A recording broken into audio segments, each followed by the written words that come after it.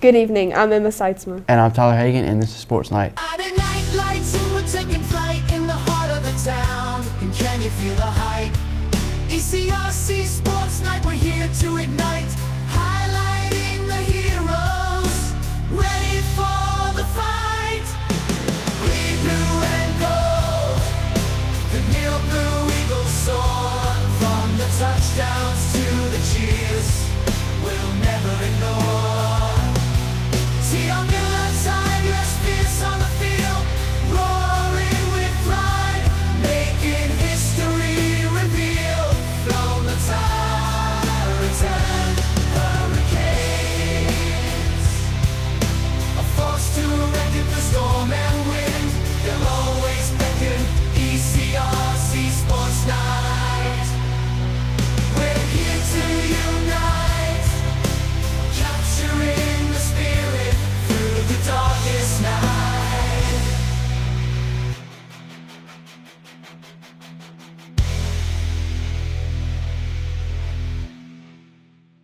The Neil Blue Eagles hit the road last Friday for an important region game, with hopes of winning 2 in a row. Charlie Dixon has the highlights. Number 13 takes a snap, throws it to number 9, and gets dropped by Eli Stone behind the line of scrimmage for a Blue Eagles defensive stop. Gerard Pruitt in the shotgun, man in motion. S.D. Clark runs it up the middle and gets a Blue Eagles first down.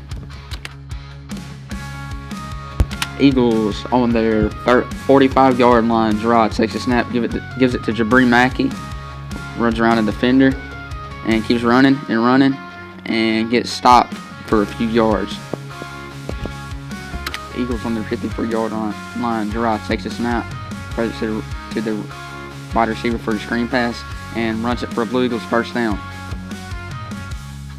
Gerard has a man in motion, looks, and throws it, and fakes it. He runs it for a Blue Eagles first down. Eagles on defense on the 20-yard line. Their quarterback looks and gets sacked by the Blue Eagles defense behind the line of scrimmage. Their 10-yard line. Gerard takes a snap, hands it to the running back, and runs it for a few yards. Eagles on the 25-yard line, has a man in motion, and gives it to Jabri Mackey. And Jabri Mackey runs to the 30, 40, and gets a Blue Eagles first down. Eagles on their 45-yard line. Gerard takes a snap, hands it to S.C. Clark. S.C. runs it the middle and breaks for a long run and gets stopped at their 19-yard line. And hands it to their running back, Jaden Ewan, and he punches it in for a Blue Eagles touchdown. Eagles on defense on the 40-yard line. Their quarterback gets it, hands it to their running back, and gets stopped by the Blue Eagles defense.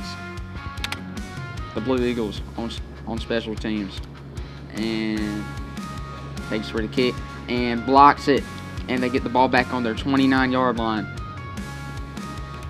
Eagles on the 29-yard line, hands it to the running back, and gets a Blue Eagles first down. Eagles at their 35-yard line, hands it to Jaden Ewan, and runs around the defender, and gets a Blue Eagles first down. Eagles on the 45-yard line. The running back takes it up, runs up the middle, jukes the defender, and runs it 30, 20, and gets stopped for a big gain. Eagles on their 10-yard line. Gerard takes a snap, throws it to Jabri Mackey, runs it around, and gets a Blue Eagles touchdown. Their quarterback takes a snap, hands it to the running back, and gets stopped behind the line of scrimmage for a Blue Eagles defensive stop. Eagles on the 45-yard line. Gerard takes a snap, hands it to S.T. Clark, and runs it for a gain of about 5 yards. Eagles on the 50-yard line. Gerard takes a snap, hands it to S.T. Clark, and runs it for a Blue Eagles first down. Eagles on their 25-yard line. Gerard takes a snap, hands it to S.C. Clark, runs around, has the sideline, 30, 20, 5, 10, touchdown. Eagles on defense on their 30-yard line. Their quarterback looks, rolls out, and throws it to one of the Blue Eagles defenders for an interception. Eagles on their 25-yard line after a big interception. Gerard looks and throws down the middle to E.J. Kelly for a big gain for the WSL Blue Eagles. Gerard takes a snap. This is the S.T. Clark. Runs up the middle. Finds the opening. 40, 30, 20, 10, 5, and touchdown Eagles. The final score was WSL 32, Satsuma 26. With the win, the Eagles keep postseason hopes alive. We talked with Coach Fountain and Coach Sims about last week's game and the outlook for the rest of the year. What are your insight on the football season this far? Well, we didn't start out the way we wanted to. The last 2 weeks have been good because we got back on a better track, and especially with Satsuma because that was one of our regional games that we had to win. And so, nothing you can do about what's already passed. So what we try to do is just learn from what we did early in the season and get better here down the stretch because these games here, particularly one we're at more this week, has a lot of bearing for the playoffs for WSL. So we're trying to be ready in this game. What player do you think is impactful to a team? Really anybody that's selfless, and I think that goes for any team.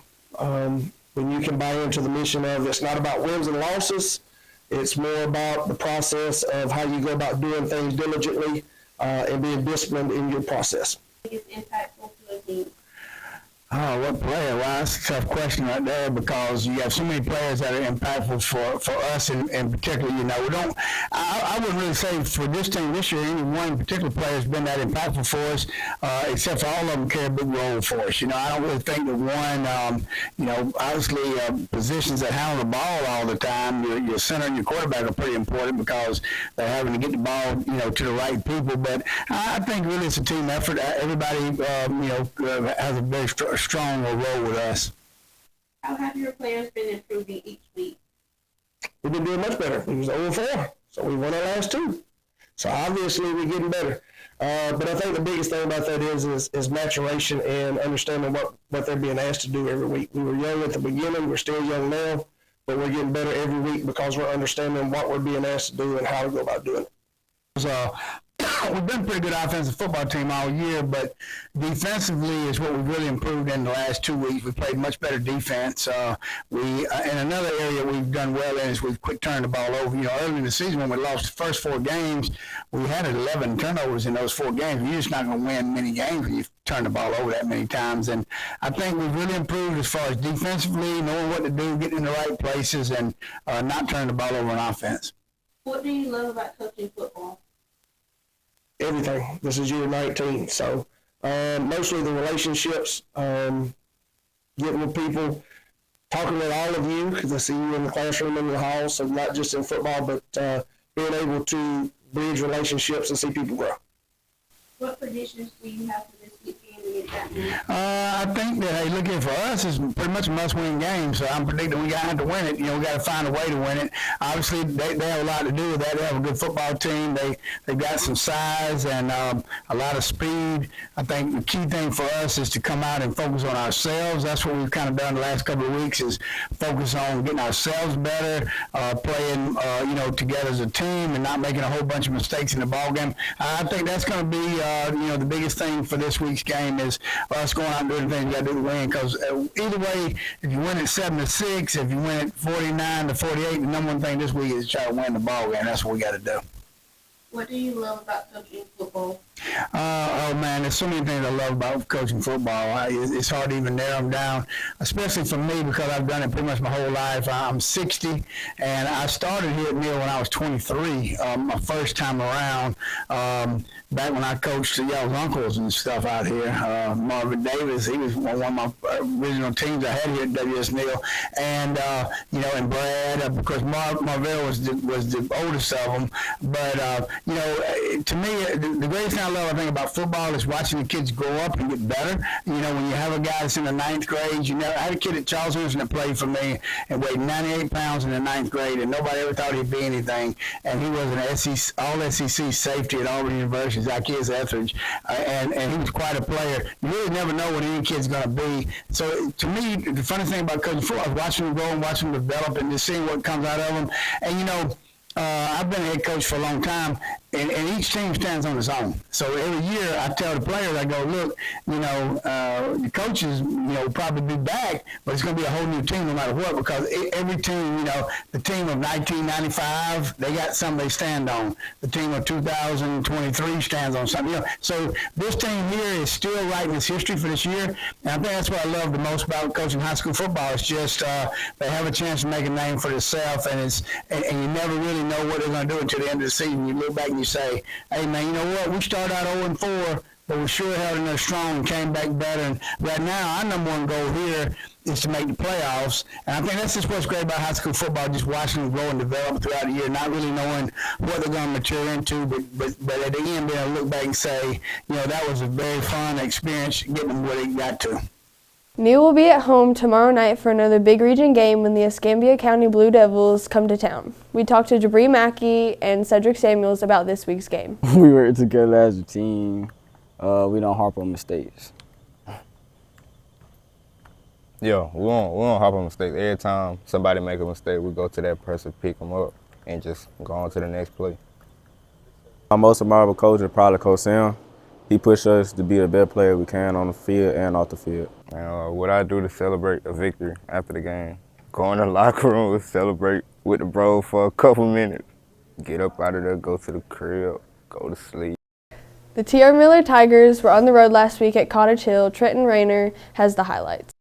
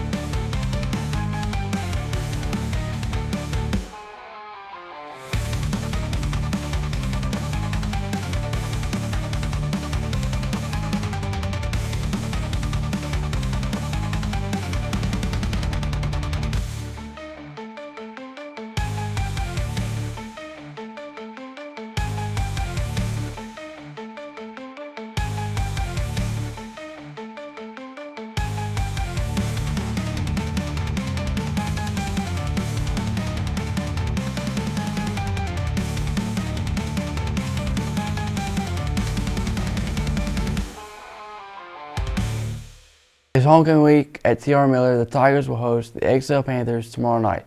We talked to Cameron Clifton about his experience on the football field. My personal goals for this season is to just help the team any way I can, and I can achieve this by coming to practice every day with a great attitude and be ready to work.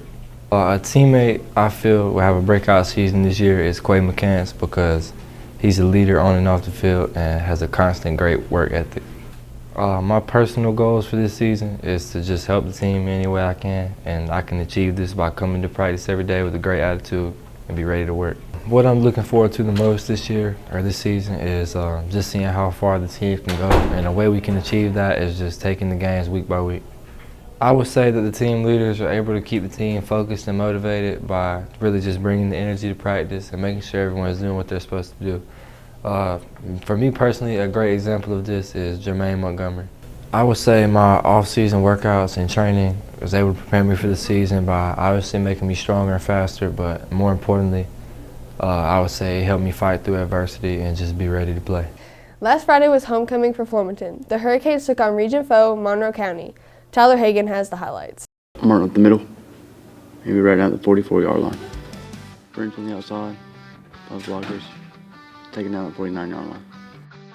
French on the outside. 5 blocker. Taking down the 46-yard line. French on the handoff. Gets to the middle. And he's taking down about the 21-yard line. Harrison in the middle. And he's right down the 6-yard line. Up the middle. And he is in for the Hurricane touchdown. Press on the sweep. He's got room. He gets a block. Gets another block. And he puts up another 36-yard line. Press on the jet sweep to the outside. He founds blockers. Cuts back up. And he's right down the 49-yard line. Face handoff. Drops back. Fires deep to Presley. It's caught. And we were taken down by the 5-yard line. There's a snap up the middle. And he's in for the Hurricane touchdown. French on the handoff.